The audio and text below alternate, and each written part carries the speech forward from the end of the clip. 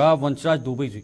वंशराज जी, आज आपने एक पोस्टर जो है वो लॉन्च किया है, यानी कैंपेन पोस्टर लॉन्च किया है, जेल का जवाब जो है वो वोट से देंगे। जरा समझाइएगा इसका जो अभिप्राय है वो क्या है, कैसे आप इस तरह की चीजों को जो है वो जमीनी स्तर पर उतारेंगे।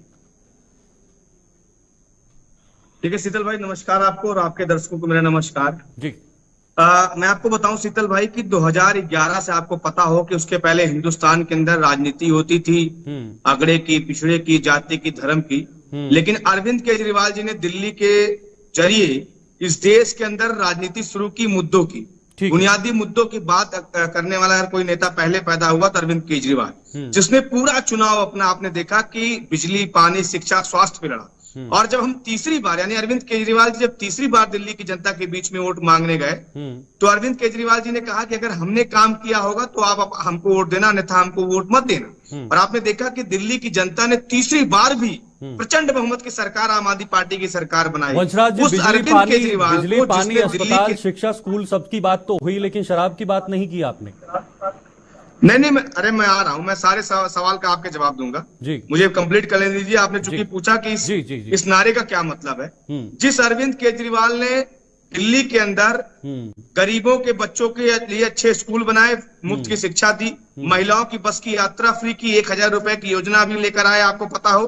हर मोहल्ले में मोहल्ला क्लिनिक खोल के जो है लोगों को इलाज की मुफ्त व्यवस्था की, पानी की मुफ्त व्यवस्था की, यानी तमाम वो मूलभूत सुविधाएं जिससे लगातार दिल्ली की जनता वंचित थी। उस अरविंद केजरीवाल को और दिल्ली के लाल को भारतीय जनता पार्टी ने एक षड्यंत्र के तहत जेल में डालने का काम किया।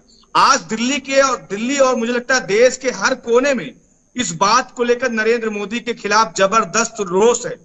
इस बात का रोष है कि कैसे एक व्यक्ति जो सुबह से शाम तक सिर्फ काम की राजनीति करता है, उसको किस तरीके से खत्म करने का प्रयास नरेंद्र मोदी जी कर रहे हैं। इसलिए आम आदमी पार्टी ने आज से जो अपना एक तरीके से लोकसभा चुनाव का कैंपेन लॉन्च किया है कि हम जेल का जवाब वोट से, यानी जनता के बीच में हम जाएंगे, इस नारे के साथ जाएंगे।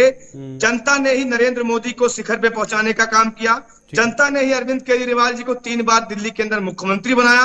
वही जनता अब अपने लाल के साथ खड़ी है और अरविंद केजरीवाल जी के साथ जो अभी मौजूदा हालात हैं वो तो जांच एजेंसीज कर रही है ना, जांच एजेंसीज अपनी जांच कार्रवाई कर रही हैं।